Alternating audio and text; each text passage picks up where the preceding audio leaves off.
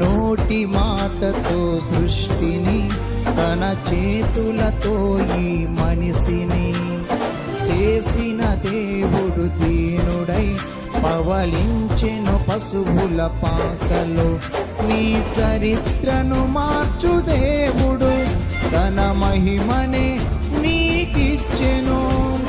యూదా ప్రధానులందరిలో నీవు అల్పమైన దానవు కావు.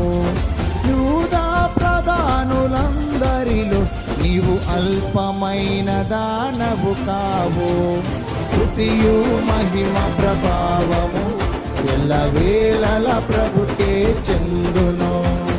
స్తుతియు మహిమ ప్రభావము ఎల్లవేళల ప్రభుకే చెందును.